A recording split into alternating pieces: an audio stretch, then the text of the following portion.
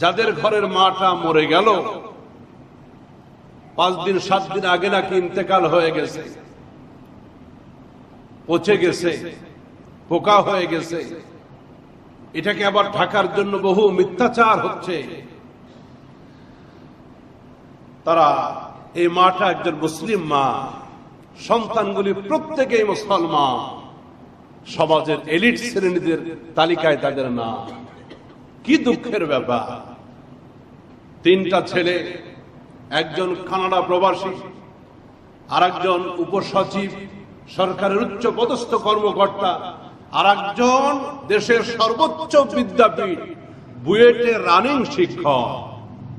একটা মেয়েটাও একটি ইংলিশ মিডিয়াম স্কুলের শিক্ষিকা। ভাবতে পারেন অবস্থা? ছেলে একটা ভ্যান চালায় না, ছেলে একটা মসজিদের ইমাম খতিব না, ছেলে একটা সবজি বিক্রেতা না, মেয়ে একটা কাজের বুয়া না। এই পরিবার, এই বংশের একটি মা, ঈদ গেল, তার ঘরটার ভিতরে মনে হয় 7 দিন কেন 7টা বছর কোন মানুষ প্রবেশ করে না।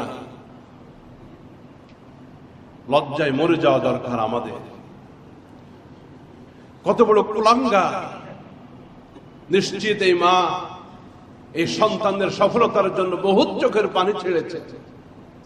একটা সন্তান এমনি এমনি বুয়েটের টিচার হয় না, একটা সন্তান বাতাসে উপসচিব হয়ে যায় না, একটা সন্তান এমনি এমনি দেশের সীমানা পার করে কানাডার বাসিন্দা হতে পারে না, একটা সন্তান ইংলিশ মিডিয়ামের টিচার হতে পারে না। অবশ্যই তাদের এই দুনিয়াবী সফলতার পিছে বাবা মার বহু ত্যাগ ছিল, চোখের পানি ছিল, দোয়া ছিল, মোনাজাত ছিল। আফসোসের ব্যাপার। মুহতারাম হাজিরিন, রব্বুল আলামিন বলেন, তোমার পিতামাতা কষ্ট পাবে দূরের কথা, তোমার পিতামাতাকে আঘাত দিবে দূরের কথা, খবরদার তাদের সাথে কথা বলতে গিয়ে উফ শব্দটাও যেন তোমার মুখে উচ্চারিত না হয়। একটু চিন্তা করেন তো, যে মাটা মারা গেল, হয়তো 1 সপ্তাহ তার কাছে কোনো ঔষধ পৌঁছায় নাই, 1 সপ্তাহ তার কাছে কোনো পানি পৌঁছায় নাই, খাদ্য পৌঁছায় নাই, বহু চেষ্টা করেছে একটু পানির জন্য, ঔষধের জন্য, খাদ্যের জন্য, দরজা বন্ধ, কেউ তার কাছে যায় না।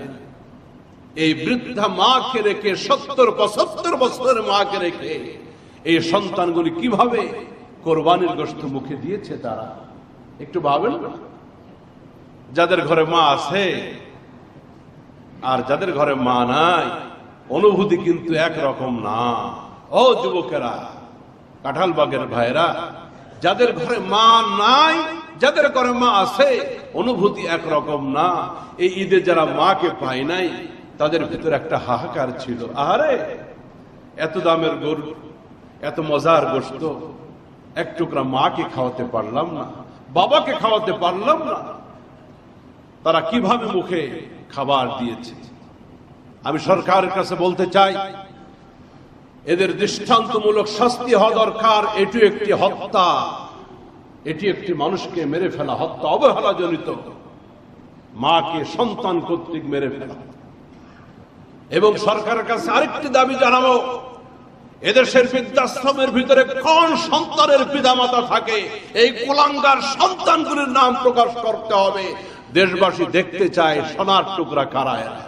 আল্লাহু ফালা মুদিল্লা লাহু ওয়া মান ইউদ্লিল ফালা হাদিয়া লাহু ওয়া নাশহাদু আন লা ইলাহা ইল্লাল্লাহু ওয়াহদাহু লা শারীকা লাহু ওয়া নাশহাদু আন্না সাইয়্যিদানা ওয়া সানাদানা ওয়া হাবিবানা وطبيبنا وطبيب قلوبنا ومولانا محمدا عبده ورسوله الذي أرسله بالحق بشيرا ونذيرا وداعيا إلى الله بإذنه وسراجا منيرا. أما بعد فقد قال الله تعالى في كلامه المجيد وفي فرقانه الحميد. أعوذ بالله من الشيطان الرجيم.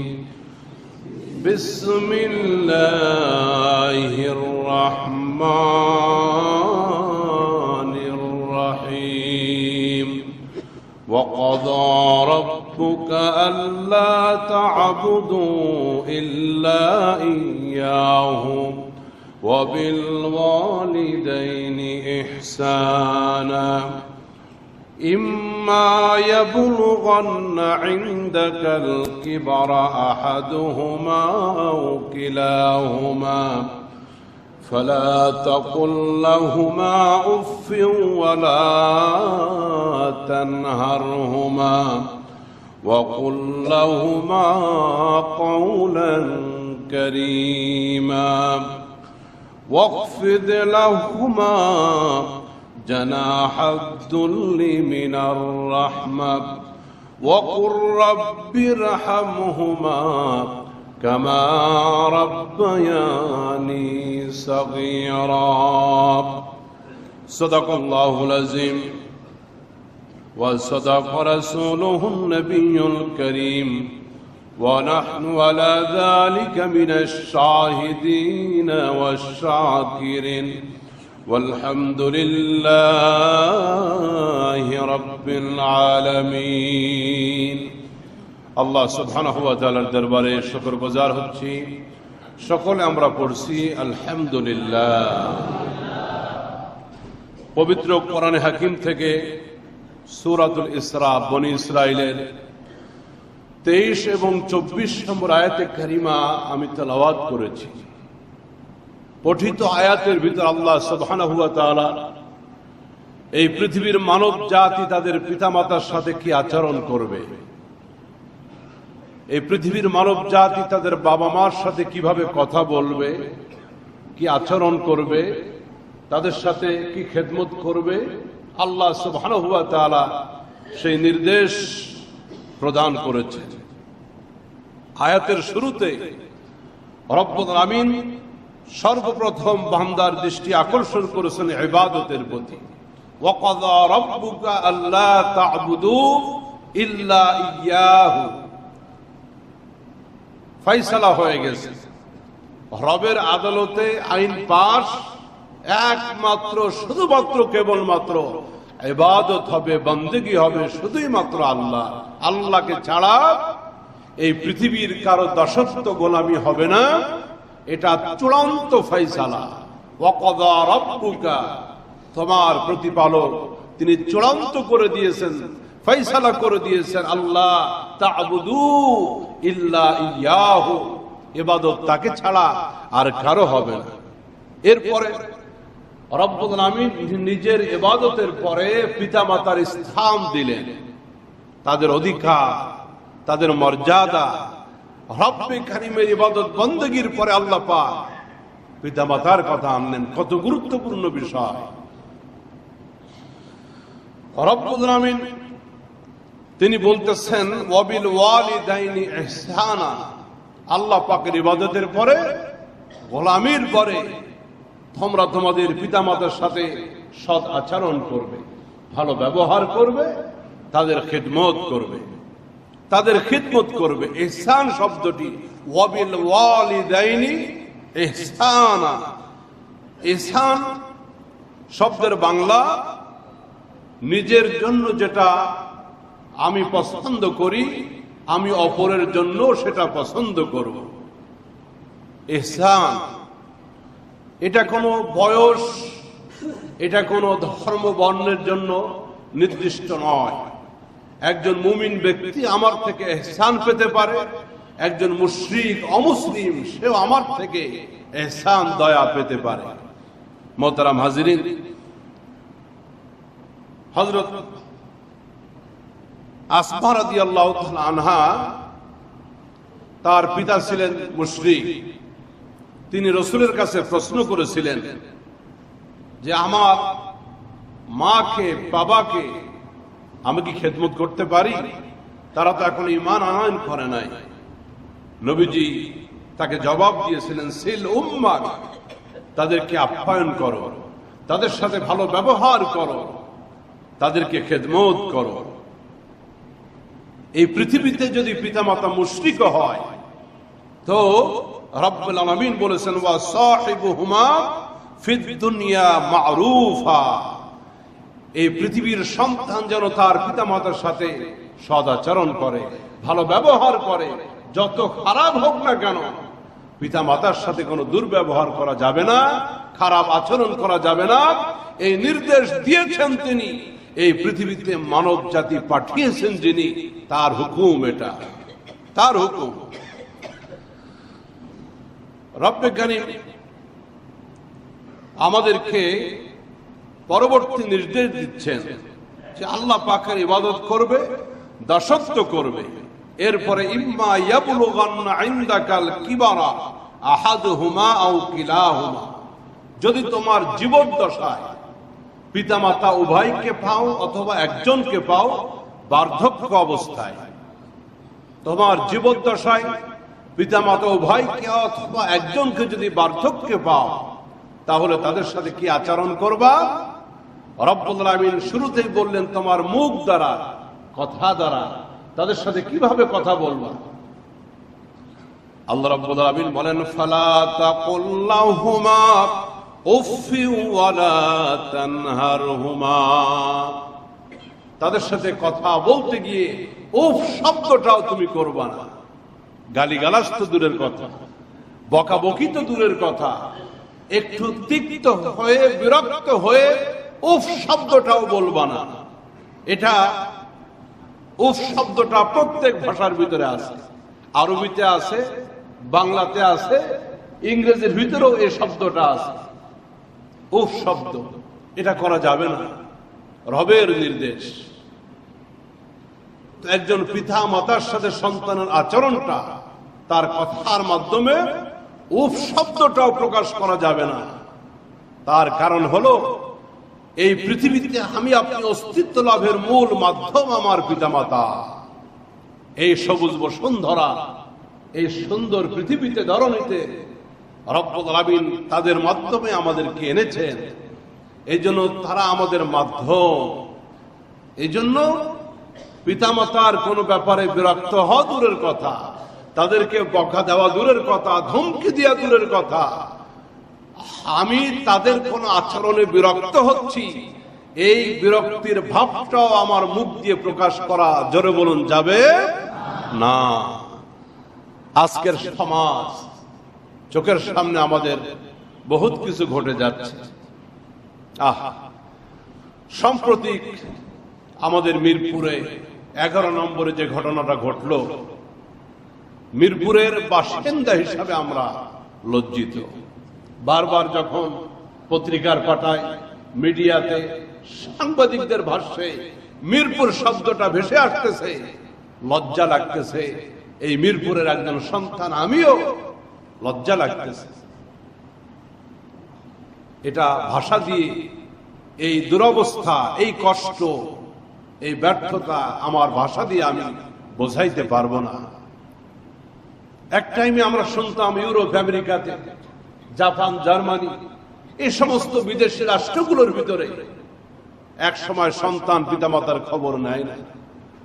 পিতামাতা তারা ওল্ড হোম, বৃদ্ধাশ্রমে চলে যায়, এরপর আস্তে আস্তে সেখানে তারা জীবন শেষ করে।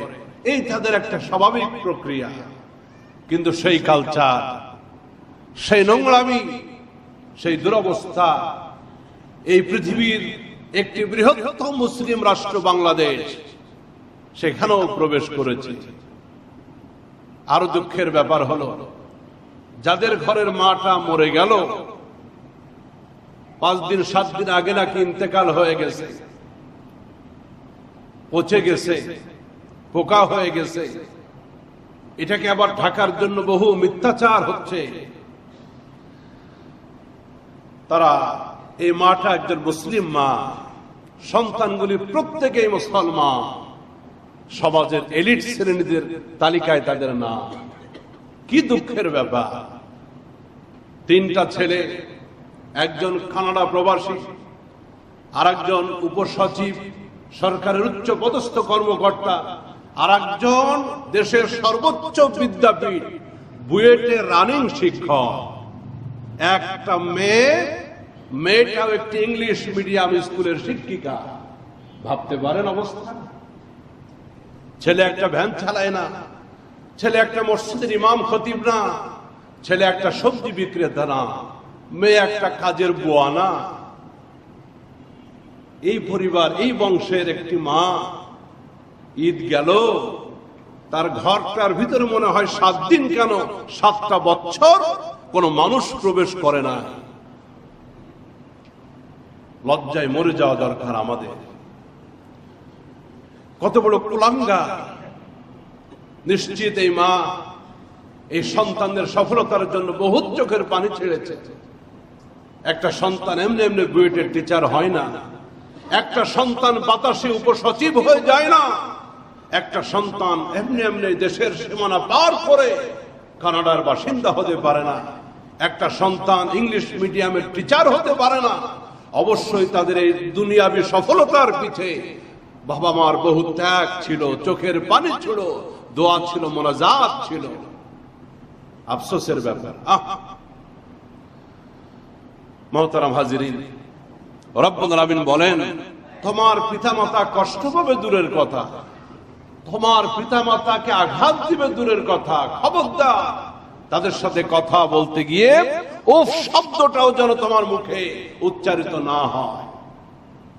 একটু চিন্তা করেন তো, যে মাটা মারা গেল, হয়তো 1 সপ্তাহ তার কাছে কোনো ঔষধ পৌঁছায় নাই, 1 সপ্তাহ তার কাছে কোনো পানি পৌঁছায় নাই, খাদ্য পৌঁছায় নাই, বহু চেষ্টা করেছে একটু পানির জন্য, ঔষধের জন্য, খাদ্যের জন্য, দরজা বন্ধ, কেউ তার কাছে যায় না। এই বৃদ্ধা মাকে রেখে 70-75 বছরের মাকে রেখে এই সন্তানগুলি কিভাবে কোরবানির গোশত মুখে দিয়েছে তারা একটু ভাবেন না? যাদের ঘরে মা আছে আর যাদের ঘরে মা নাই, অনুভূতি কিন্তু একরকম না। ও যুবকেরা, কাঁঠালবাগের ভাইরা, যাদের ঘরে মা নাই, যাদের ঘরে মা আছে, অনুভূতি একরকম না। এই ঈদে যারা মাকে পায় নাই, তাদের ভিতরে একটা হাহাকার ছিল। আরে এত দামের গরু, এত মজার গোশত, এক টুকরা মাকে খাওয়াতে পারলাম না, বাবাকে খাওয়াতে পারলাম না। তারা কিভাবে মুখে খাবার দিয়েছে। আমি সরকারের কাছে বলতে চাই, এদের দৃষ্টান্তমূলক শাস্তি হওয়া দরকার। এটি একটি হত্যা, এটি একটি মানুষকে মেরে ফেলা হত্যা, অবহেলা জনিত, মাকে সন্তান কর্তৃক মেরে ফেলা। এবং সরকারের কাছে আরেকটি দাবি জানাবো, এদেশের বৃদ্ধাশ্রমের ভিতরে কোন সন্তানের পিতামাতা থাকে, এই কুলাঙ্গার সন্তানগুলির নাম প্রকাশ করতে হবে। দেশবাসী দেখতে চায় সোনার টুকরা কারা এরা। মা থাকে বৃদ্ধাশ্রমে, ছেলে থাকে উত্তরা গুলশান বনানীতে। ও ভাই, এ জায়গায় ডাক্তার আছেন, এ জায়গায় সচিব আছেন, ইঞ্জিনিয়ার আছেন, আমি সবাইকে বলবো না, কিন্তু বৃদ্ধাশ্রমে গিয়ে দেখবেন 99% সব এলিট শ্রেণীর বাবা মা। একজন আলেম যতই খারাপ থাক না কেন, একজন মৌলবী যতই খারাপ হোক না কেন, তাদের পিতামাতা বৃদ্ধাশ্রমে থাকে না। যদিও থাকে, হয়তো 1% কিছু থাকতে পারে। একজন সবজি বিক্রেতা, একজন রিক্সা চালক, একজন মুদি দোকানদার, একজন কৃষক, রাখাল, সমাজের যারা নিম্ন শ্রেণী, কষ্ট করে নিজেরাও খায়, বাবা মাকেও তারা খাওয়ায়। তাদের বাবা মা সামাজিক ভাবে হয়তো সারা বছর টুকিটাকি একটু মনোমালিন্য হইতেই পারে, কিন্তু ওরা বাবা মাকে বৃদ্ধাশ্রমে পাঠায় না। ব্যাপারটা কি? তাহলে এই শিক্ষিত ছেলেগুলা তাদের বাবা মাকে বৃদ্ধাশ্রমে পাঠায়, কারণটা কি? তার কারণ হলো শুধু পার্থিব শিক্ষা অর্জন করলেই হবে না, এর সাথে নীতি, নৈতিকতা, মানবতা এবং ধর্মের শিক্ষাও সন্তানকে দিতে হবে। তা না হলে অবস্থা এরকমই হবে। এটা আমার ওয়াজ দিয়ে বোঝাইতে হবে না, আপনারা এই সমাজের চিত্র দেখতেছেন। বৃদ্ধাশ্রমের ভিতরে সচিবের সংখ্যা অনেক, বড় বড় ইঞ্জিনিয়ারের সংখ্যা অনেক। ছেলেরা কেউ কানাডা থাকে, কেউ লন্ডন থাকে, কেউ দেশে থাকে। বারবার দেখতে হচ্ছে এই অবস্থা আমাদের। এই জন্য আপনাদের কাছে অনুরোধ থাকবে, সন্তানকে শুধু ডিগ্রি অর্জন করিয়েই ক্ষান্ত হবেন না। এই শিশু বয়স থেকেই তাদেরকে নামাজে অভ্যস্ত করুন, তাদেরকে আল্লাহর সাথে পরিচয় করান। যে সন্তান তার রবকে চিনতে পারে নাই, যে সন্তান তার রবের ইবাদত করতে পারে নাই, যে সন্তান তার রবের হক আদায় করে না, সেই সন্তান তার পিতামাতার হক আদায় করবে না। সমাজ আমাদের চোখে আঙ্গুল দিয়ে তাই দেখিয়ে দিয়েছে। আল্লাহ রাব্বুল আলামিন বলেন, খবরদার পিতামাতার সাথে দুর্ব্যবহার দূরের কথা, তাদের সাথে কথা বলতে গিয়ে উফ শব্দটাও বলবা না। রব্বে কারীমকে প্রশ্ন করলাম, আল্লাহ তাহলে তুমি বলে দাও পিতামাতার সাথে কিভাবে কথা বলবো, কেমন আচরণ করব। আল্লাহ বলে দিলেন, তাদের সাথে এইভাবে কথা বলবা, ওয়া কুল্লাহুমা কাওলান কারীমা। যে মুহূর্তে পিতামাতার সাথে তোমরা কথা বলবা, অত্যন্ত নরম ভাবে বিনম্রতার সাথে কথা বলবা, সহজ ভাবে কথা বলবা, ধমক দিয়ে কথা বলবো না। মায়ের বয়স হয়ে গেছে, এক কথা 5 বার বোঝাইতে লাগে। বাবার বয়স হয়ে গেছে, এক কথা একবার বললে বুঝে না, বারবার জিজ্ঞাসা করে। সন্তান তুমি রাগ হয়ে ধমক দিও না। বহু সন্তান আছে ধমক দেয়, একবার বললে বুঝো না, এতবার বলতে হয় কেন, আর তুমি এত কথা বলো কেন, বসে থাকো ওই জায়গায়। চাকরির গরম, সন্তানের এখন টাকার গরম, মস্ত বড় অফিসার হয়ে গেছে সন্তান, অফিসের বস। এখন বৃদ্ধ বাবা মা তার কাছে বিরক্তিকর, কথা বললেও ধমক দিয়ে বারবার বসায় দেয়।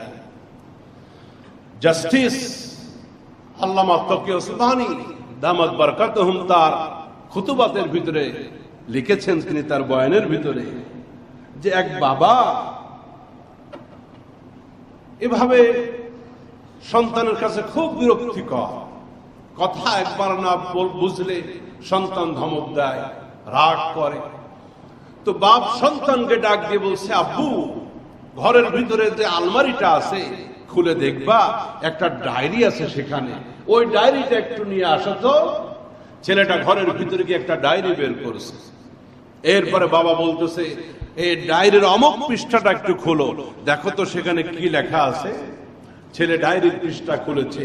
এরপরে আজ থেকে প্রায় মনে করেন 20 থেকে 25 বছর আগের একটা স্মৃতিচারণ বাবা ডায়েরির ভিতরে লিখে রেখেছে। আজকে এত তারিখ, এইবার সময় এতটা, আমার ছোট্ট বাচ্চাটা আমার কোলে বসা, আমি বেলকনিতে বাচ্চাটাকে নিয়ে বসে আছি। বাবা স্মৃতিচারণ ডায়েরির ভিতরে লিখে রেখেছে 20 বছর আগে, 20 বছর পরে সন্তানকে দিয়ে ওই স্মৃতিচারণটা পড়াচ্ছে তার বাবা। ছেলে পড়তেছে ডায়েরির ভিতরে, বসে আছে সন্তানকে নিয়ে বেলকনিতে। পাশে একটা আম গাছ, এই আম গাছে একটা ঘুঘু পাখি এসে বসলো।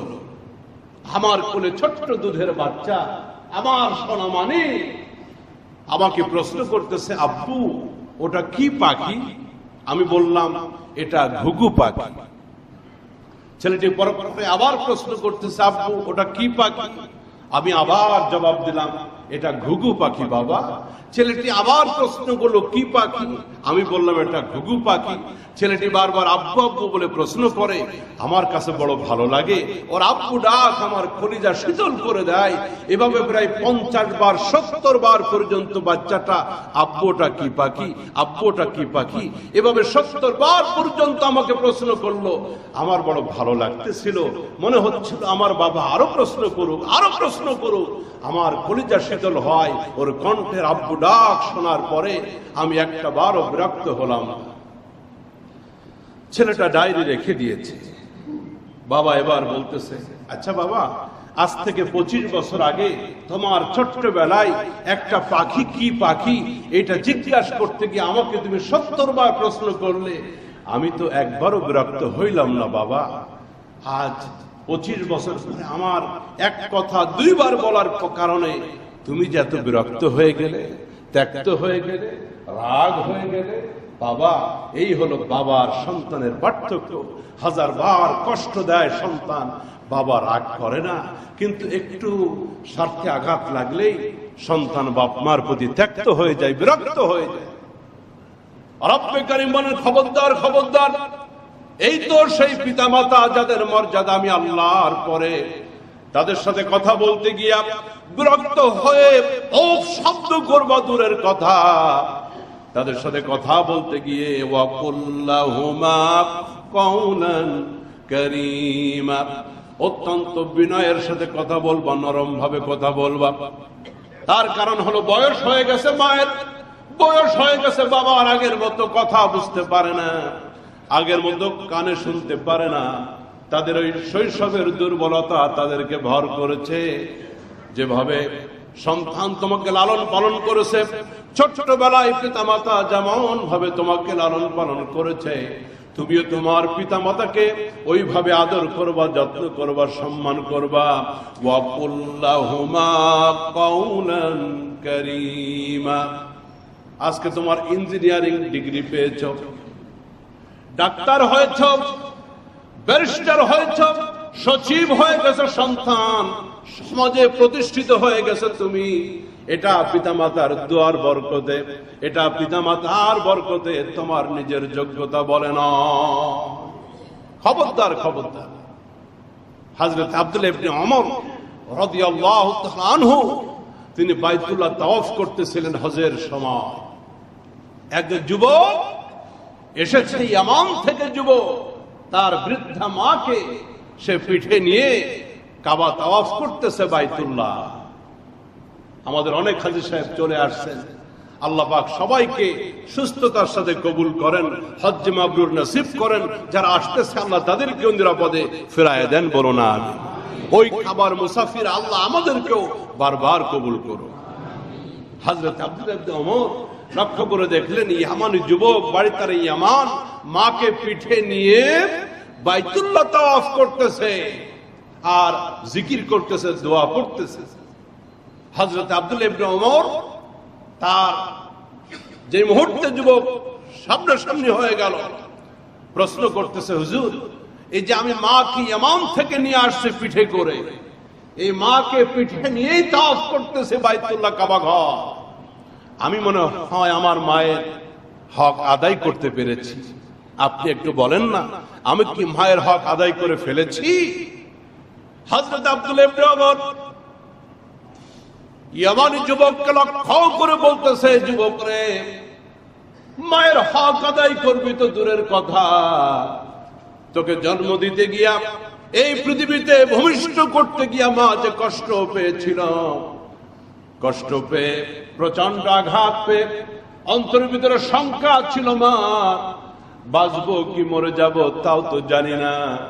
মা তোমাকে ভূমিষ্ঠ করতে গিয়া যে মুহূর্তে কষ্টের কারণে মুখ দিয়ে উফ শব্দ বের করেছিল, যুবক রে, তোর নিজের শরীরের চামড়া দিয়া যদি মায়ের জন্য 2খানা জুতা বানায়া দাও, আল্লাহর কসম করে বলি, মায়ের একটা উফ শব্দের ওই হক গোটা জিন্দগির খেদমত দিয়ে আদায় করতে পারবি না। ওগো মা, তুমি এই ধরনের শ্রেষ্ঠ নিয়ামত, তোমারই পদতলে রয়েছে জান্নাত। ওগো মা, তুমি এই ধরনের শ্রেষ্ঠ নিয়ামত, তোমারই পদতলে রয়েছে জান্নাত। এই ধরনী ছিল গো ফুল ফলহীন, এই ধরনী ছিল গো মায়া মমহীন। ওগো মা, তুমি এই ধরনের শ্রেষ্ঠ নিয়ামত, তোমারই পদতলে রয়েছে জান্নাত। এই জন্য সন্তানেরা যাদের ঘরে মা আছে তাদের ঘরে এখনো জান্নাত আছে, যাদের ঘরে বাবা আছে তাদের ঘরে এখনো জান্নাত আছে। খবরদার খবরদার, মায়ের চোখে যেন পানি না আসে, বাবার চোখে যেন পানি না আসে। টাকা পয়সা বহু ইনকাম করা যাবে, কিন্তু পিতামাতা হারিয়ে গেলে আর খুঁজে পাওয়া যাবে না। রব্বুল আমিন বলেন অবশ্যই তাদের সাথে নরম ভাবে কথা বলবা, সহজ ভাবে কথা বলবা। ওয়াকফিদ লাহুমা জানাহাদ-দুল্লি মিনার রাহমা, আর তোমার বিনয়ের ডানাটা পিতামাতার পায়ের নিচেই বিছায়া দাও। ওয়াকফিদ লাহুমা জানাহাদ-দুল্লি মিনার রাহমা, কত সুন্দর কথা। তোমার বিনয়ের ডানাটা পিতামাতার সামনে তুমি বিছায়া দাও। এখানে ডানার কথা কেন আসলো? ডানার কথা আসলো এজন্য যে আপনি বলেন একটা পাখির মূল শক্তি কিসে? আরো জোরে বলেন। ডানাতে পাখির মূল শক্তি, পাখি ডানায় ভর করে উড়ে চলে যায়। ঠিক তেমনি ভাবে একজন সন্তান যখন যৌবন পায়, একজন সন্তান যখন অর্থবিত্তের মালিক হয়ে যায়, চাকরি পায়, ব্যারিস্টার হয়ে যায়, ইঞ্জিনিয়ার হয়ে যায়, একটা শক্তি তার আসে, একটা গরম তার আসে। আল্লাহ রাব্বুল আলামিন বলেন খবরদার খবরদার, পিতামাতার সামনে কোনো গরম চলবে না, পিতামাতার সামনে কোনো অহংকার অহমিকা চলবে না। তুমি তোমার সমস্ত অহংকার বড়ত্বের ডানাকে বিছায়া দাও। একেবারে মৃত ব্যক্তি যেমন অক্ষম থাকে, পিতামাতার সামনে সন্তান তুমি তোমাকে পেশ করে দাও, তোমার সমস্ত সক্ষমতার ডানাকে বিছায়া দাও। ওয়াকফিদ লাহুমা জানাহাদ-দুল্লি মিনার রাহমা, রহমত আর বিনয়ের ডানাকে বিছায়া দাও। রহমত শব্দ অ্যাড করছেন এখানে, তার কারণ হলো কিছু সন্তান আছে বাপ মাকে ভাত দেয় সমাজের লজ্জার কারণে, কিছু সন্তান আছে পিতা মাতাকে ভরণ পোষণ করে মানুষে কি বলবে, রাষ্ট্র কি বলবে, আইন কি বলবে। আল্লাহ রাব্বুল আমিন রহমত শব্দ লাগাই দিলেন। পৃথিবীর সন্তানেরা খবরদার খবরদার, মানুষের ভয় পিতামাতার খেদমত করবি এমনটা নয়, রাষ্ট্রের চাপে পিতামাতার খেদমত করবি এমনটা যেন না হয়। তোর অন্তর ভালোবাসা দিয়া, হৃদয়ের মমতা দিয়া, আন্তরিকতা দিয়া পিতামাতার সেবা করবি, মানুষের ভয়ে সমাজের চাপে এমনটা যেন না হয়। অন্তরের ভালোবাসা দিয়া পিতামাতার খেদমত করবি। ওয়াকুর রাব্বিরহামহুমা কামা রাব্বায়ানি সাগীরা, পাক শিখিয়ে দিলেন বান্দারে কিভাবে পিতামাতার জন্য দোয়া করবে, সেটাও শুনে রাখ। বলেন সবাই ওয়াকুর রাব্বিরহামহুমা কামা রাব্বায়ানি সাগীরা। পিতামাতার জন্য দোয়া। আম্বিয়ায়ে কেরাম নবীরাও এই পৃথিবীতে পিতামাতার জন্য দোয়া করে গেছেন, এবং কোরআনের ভিতরে নবীদের দোয়াটাও কোট করা আছে। এটা দোয়ার ভাষাটাও শিখিয়ে দিলেন আল্লাহ, দোয়ার ভাষাটাও শিখিয়ে দিলেন আল্লাহ, আল্লাহ শিখিয়ে দিলেন। আমার বন্ধুগণ, আল্লাহ রাব্বুল আমিনের নবীরা এই পৃথিবীতে দোয়া করেছেন।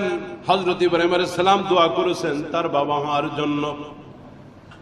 আল্লাহ রাব্বুল আমিন সেই দোয়াটাও কোট করলেন, রব্বানা গফিরলি ওয়া লিওয়ালিদাইয়া ওয়া লিল মুমিনিনা ইয়াওমা ইয়াকুমুল হিসাব।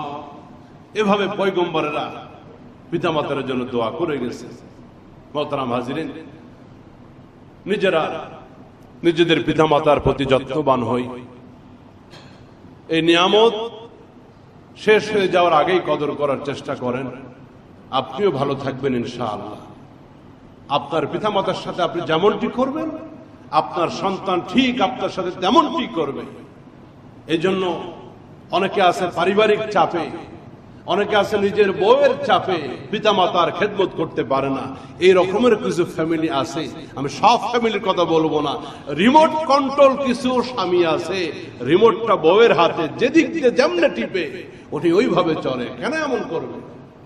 আপনার বউয়ের জায়গায় বউ, মায়ের জায়গায় মা, কারোর সাথে কারো তুলনা হতে পারে না। যার যার হক আপনি সেইভাবে আদায় করেন। খবরদার খবরদার, ওই পিতামাতার চোখের পানি এটা বিষাক্ত, অত্যন্ত বিষাক্ত।